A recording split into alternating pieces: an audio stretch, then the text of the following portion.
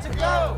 Hawley's got to go! Hawley feeling the heat. What happens next? At a time of division, we've got to rally around the things that unites us as Americans. Extending Kansas City's emergency order, we pick apart the mayor's new COVID rules. And while the focus is now on impeaching the current president, what will a Biden administration mean for us here in KC? Those stories and the rest of the week's news straight ahead.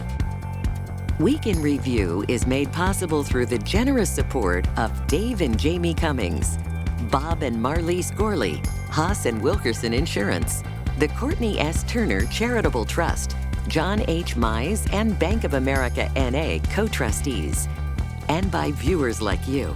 Thank you.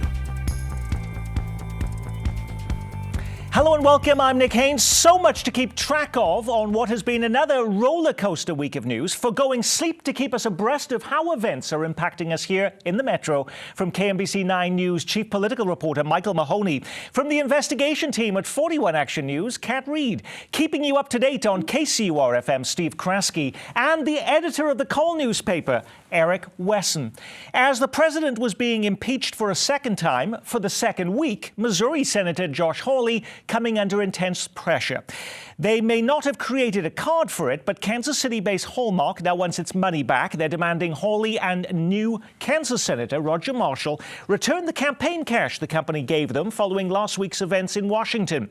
The greeting card maker is upset that our two local senators continue to challenge the Electoral College vote after the Capitol building was stormed.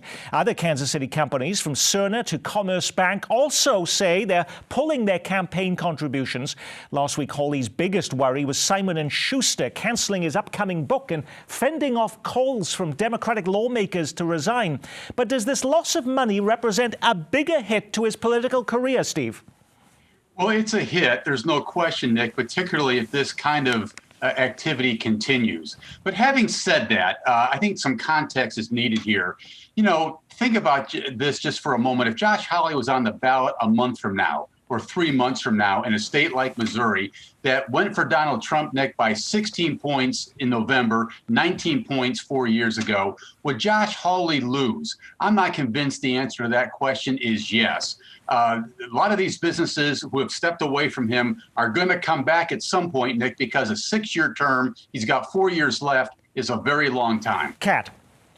You know, it is important to point out this is not a large portion of his contributions. These are small amounts, largely symbolic, but Hallmark is unique in actually asking both Senators Roger Marshall and Josh Hawley to give the money back. So that is how it's a little bit different in this scenario. So, Michael Mahoney, you know, as Kat Reed mentions, this is a small amount of money. When it comes to Hallmark, over 2 years, $7,000 to Hawley, to Roger Marshall, $5,000 over 2 years. The Associated Press did an interesting analysis of these campaign contributions and said, really, these corporate PACs don't actually give a huge amount. In fact, in Hawley's case, that would have been just 15% of his total war chest. So is it, as Kat says, more symbolic than substantive?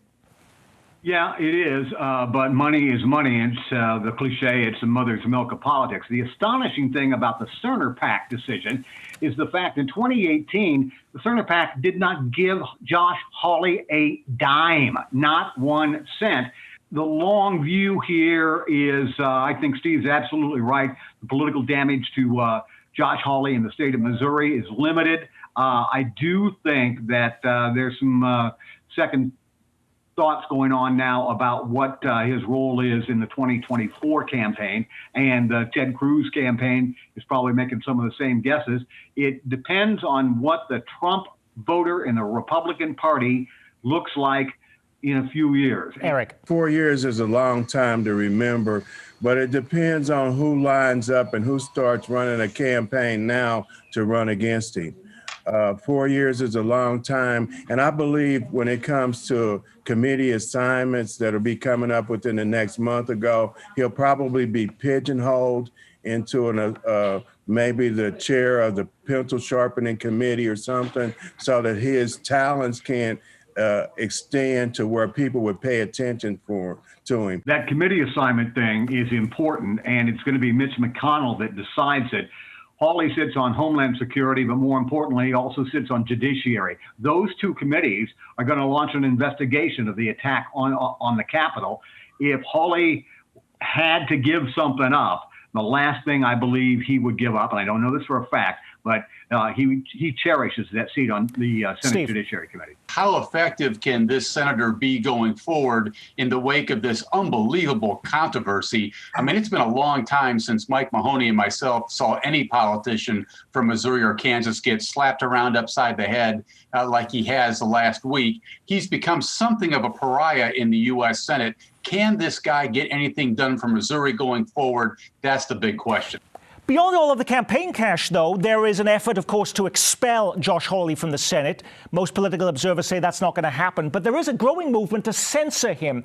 What does that actually mean, Michael Mahoney, and what impact would it have on Josh Hawley?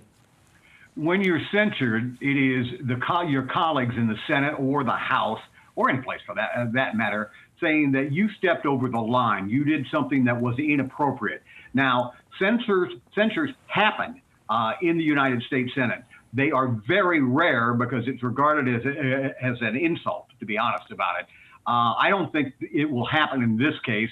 I think what they've got on their plate are really two things. Number one is Chuck Schumer and the Democratic new majority want to confirm Biden's cabinet choices. Then they will deal with the impeachment trial. And I don't think when that is over, there's going to be much of an appetite to start putting other folks to the post and roast them. Before I move on, I don't want to dismiss what happened with the impeachment hearing, but every single Democrat, Steve Kraske, in our Kansas and Missouri delegation voted yes, and every single Republican voted no. That was exactly the same as it was in 2019 when the president was first impeached. So no change in the political calculation here?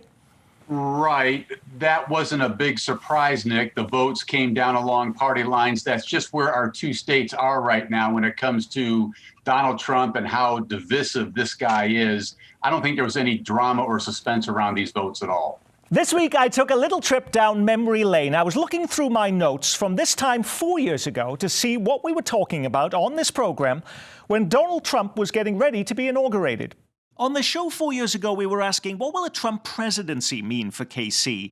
Before we taped the show, Mike Pence had just spoken to the U.S. Conference of Mayors. In addition to urging me to send along greetings, he said, tell them we're going to do an infrastructure bill and it's going to be big. That's a good way to cozy up to mayors across the country, Nick, so many of whom are struggling with infrastructure, including Kansas City Mayor Sly James. That's a huge thing. It's going to make a lot of mayors very happy, Nick. All righty, Steve, that never happened. No, it never happened. And I think we really lack this time around some big names who might be moving into Joe Biden's cabinet. This is an exception, perhaps. Jason Klum, a longtime regional General Services Administration leader here in Kansas City, is making a play for that top job out in Washington, D.C. Really interesting guy, could have been a top state leader in Missouri a few years ago. He ran for statewide office and lost. He's someone to keep a really close eye on.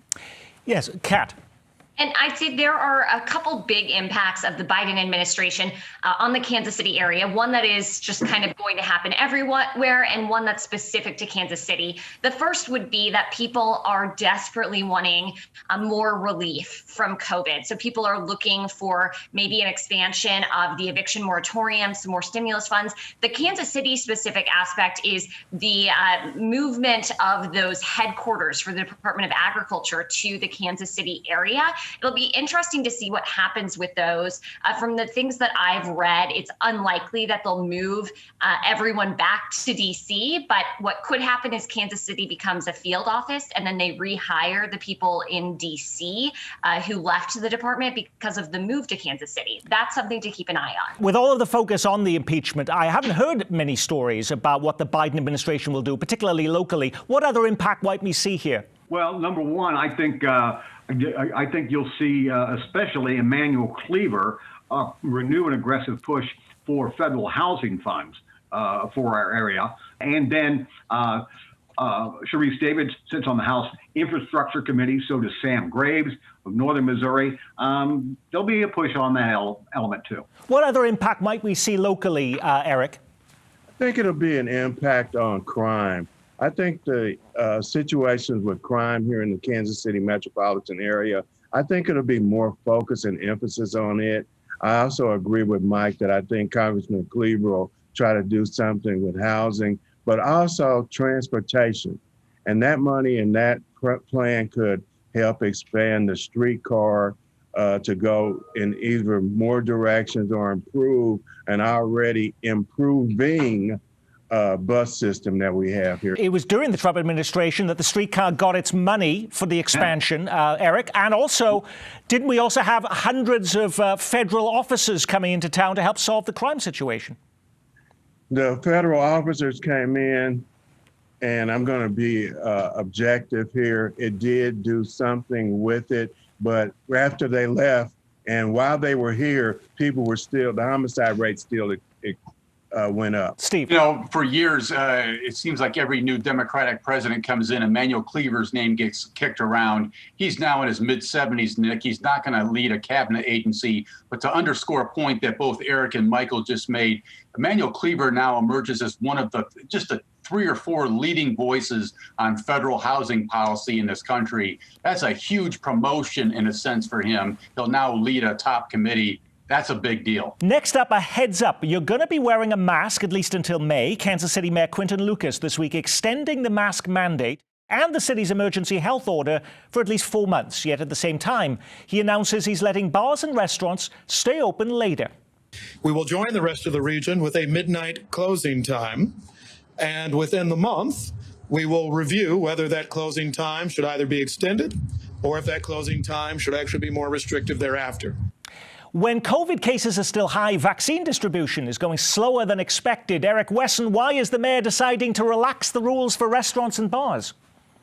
Well, according to him, people are acting a little better in those places. They're wearing their masks, they're honoring the curfews. But I think one of the biggest points that we have is a loss of sales tax revenue and people going over to Kansas and staying out later. And you got the Chiefs situation with their victories coming up that people are going to want to be out in restaurants and bars. So I think a lot of it has to do with economics. Kat Reed, the Kansas City Star editorial board says this is sending the wrong message at a very dangerous time. What do public health leaders say?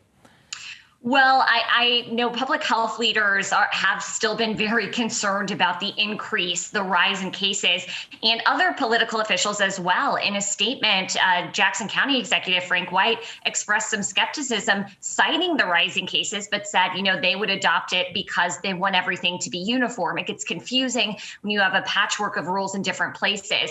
I'll say that in Wyandotte County, they specifically cited the input from small business owners as part of their decision to loosen the restrictions. It will be interesting to see how this impacts our positivity rate. And, we just won't know for a little bit. Michael. Yeah, the other element of this that was important, I think, is the fact that the city is A, going to launch a survey, and B, start a sign-up sheet to vaccinate Kansas City, Missouri residents. Now, the caveat on that is the fact that they've got 1,000 doses for a city of 500,000 people, and they can see that's nowhere close to what they need, and that this process is going to be long and slow. On Thursday, Missouri started to talk actively about what they're going to be doing in terms of rolling out the second and third waves of the vaccination process and who will be in those lines. Kansas is doing the same thing. They say that their vaccination program is getting better, but they also all admit that they can do what they can do at the state and federal level, but it is entirely dependent on how much vaccine they get from the feds, and it's Washington that's controlling the allocations. Kat. Yeah, really quickly going back to Mayor Quinton Lucas's decision. Well, we've been talking about cases going up. One statistic that he had specifically cited was the number of cases among 18 to 29-year-olds has been going down, which I think is believed to be, well, at least 21 and up is the population going out, staying out late. So that was one metric that he was using, even though a lot of the overall numbers are going up. But it's hard for me to disagree with my former colleagues on the editorial board, Nick. Do you really loosen the rules at a time when COVID's doing what COVID's doing? I'm not sure you want to be in that space right now. But aren't other top leaders across the country doing the same thing, including Andrew Cuomo in New York? Well, there is some of that going on, Nick. But this pandemic is not over. Loosening the rules right now, arguably sends the wrong signal. This week, Jackson County's presiding judge temporarily halts all evictions after 2 deputies shoot a man while carrying out an eviction in Blue Springs. A growing renters' rights group called KC Tenants has been trying to shut down evictions by chaining themselves to the doors of local eviction courts. They even protested outside the home of a local judge who hears many of those eviction cases. Did it take a tenant being shot, though, for change to happen, Kat? It, I think, was a combination of factors. I think that they specifically cited the shooting, saying this shows just how high emotions are running right now, the societal pressures with COVID. But I think also the actions of KC Tenants really impacted what I find very interesting is that in December, I had asked about them suspending evictions or extending a moratorium. And the court spokesperson told me the presiding judge can't do that. He doesn't have the authority to do that. You know, if something came out from the state or other officials, we could follow that. But it is interesting that now, after all of this, he can suspend evictions. This is just a temporary suspension, though. This is only supposed to last 2 weeks. What happens then? Then I think evictions go right back into place yet, Nick. And again, if I understand right, this order is really not a moratorium on evictions per se, but a moratorium on the posting of notices. KC Tenants, the group that lobbies on behalf of tenants' rights, wanted the judge to do a lot more here. They got half a bite of the sandwich. They're willing to take it for now. And I just would point out, Nick, that this KC Tenants organization, boy, have they had an impact on this community. I haven't seen a grassroots organization come down the pike that's had this kind of impact this consistently in a long time. Eric. Yeah, and I agree with Steve, and I think that what we do is we come back and revisit this in about 2 weeks. One of the other factors that we haven't talked about in this is the weather. Now with all the drive with the homeless people that have died over the past couple of weeks because of the weather, now's not the time to be throwing people out into the cold. So I think that was a factor in that as well. Another factor, which we haven't discussed, was the landlords themselves. And some of them are saying, well, if we can't be collecting rent, Michael Mahoney, from tenants, we're not even going to bother to do this anymore. And that might mean less housing available for people to rent in the future. Yeah, that's the other side of this equation. And the sense is that there are lots of landlords in Kansas City and in our area, Nick, that are not big housing moguls by any stretch of the imagination. It's small businessmen that might have a few properties.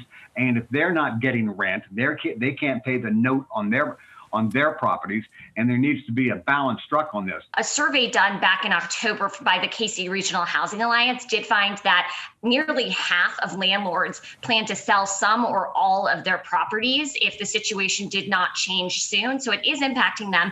They've been able to get some income through the United Way. 211 has been connecting people with resources and paying landlords directly on behalf of tenants.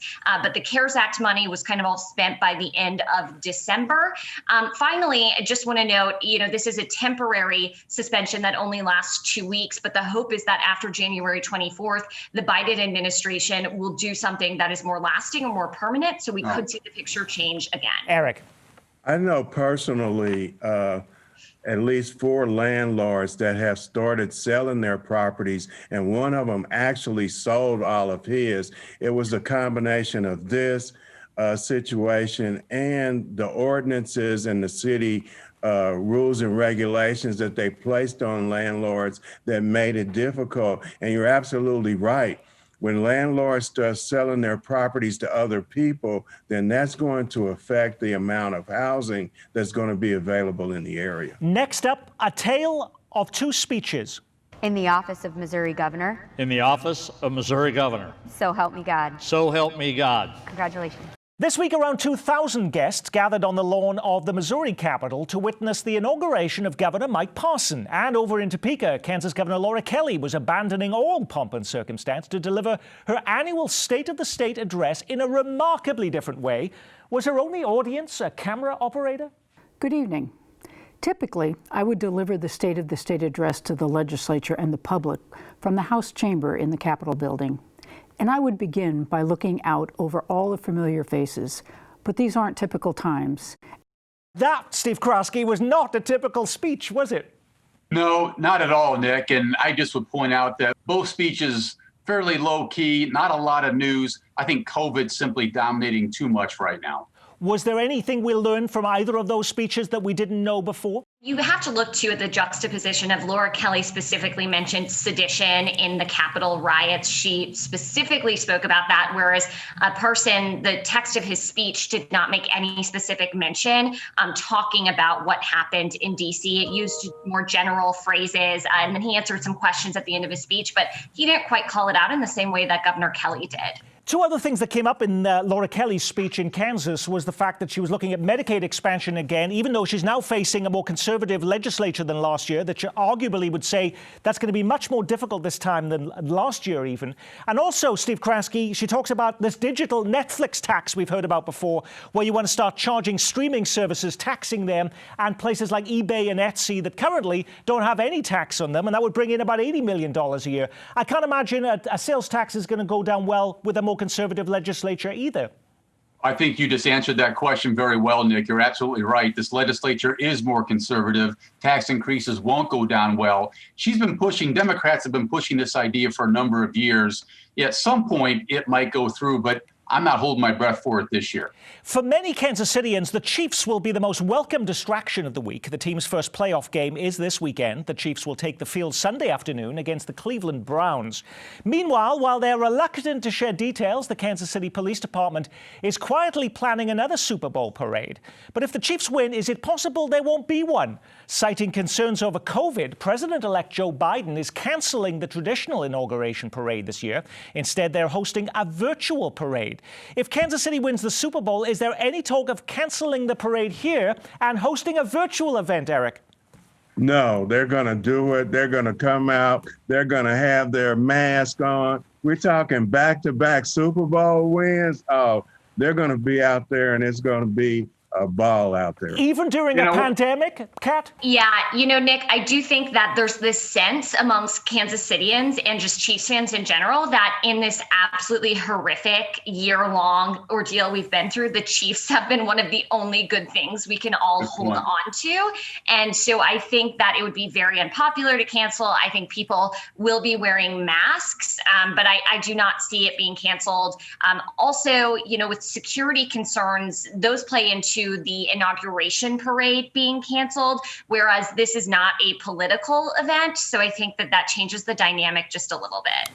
And having some experience organizing big parades in Kansas City with the St. Patrick's Day Parade Committee, we canceled the parade in 2020 because of COVID. I expect that there's going to be some pushback towards drawing lots of people downtown to a parade to celebrate a possible Super Bowl victory, but it will still happen. But there will be that debate. Parade organizers love big crowds, but so does COVID.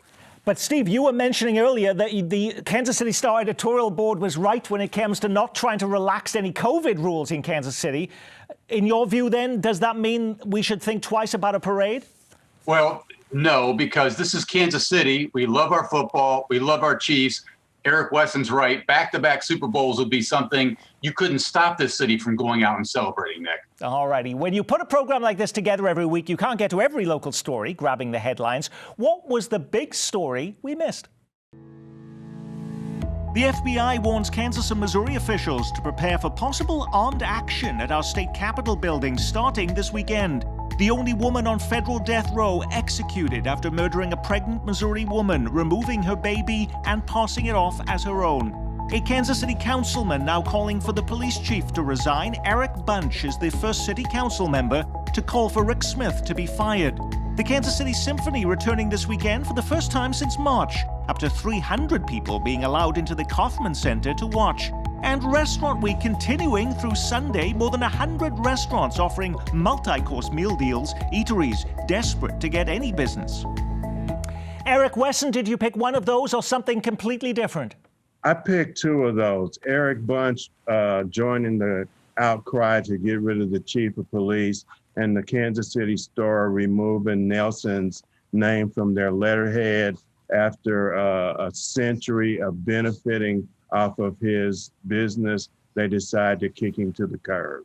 I didn't add the police chief story with Eric Bunch because we've talked about that so many times. Nothing happens. He has no plans to retire, plans to leave, and the city council doesn't have a say over who the police chief is.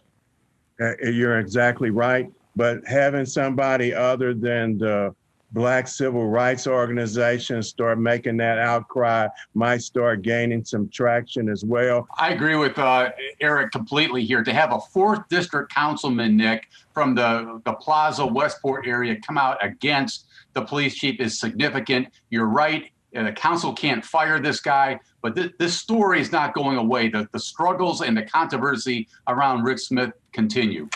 Michael Mahoney. The pace of vaccinations in Kansas City, it's not where it needs to be, and let's watch how long it takes to pick up the pace. Kat. I'm going to go with something completely different, which is the changes we're seeing to social media in light of what happened last week. I think that we are going to continue to see people leaving some of the traditional social media sites and going elsewhere. I listened to a concerning New York Times report today about some of the planning for Inauguration Day that's happening now on the dark web, where everything's encrypted and it's much harder for law enforcement to track those threats. So I think that is a really big thing to keep an eye on. And on that, we will say our week has been reviewed, giving up their time for zero compensation to help us better understand our week. Thank you, Kat Reed from 41 Action News, Eric Weston from The Call, Channel 9's Michael Mahoney, and keeping you up to date weekdays at 9 on KCUR-FM, Steve Kraske. And I'm Nick Haynes. From all of us here at Kansas City PBS, keep calm and carry on.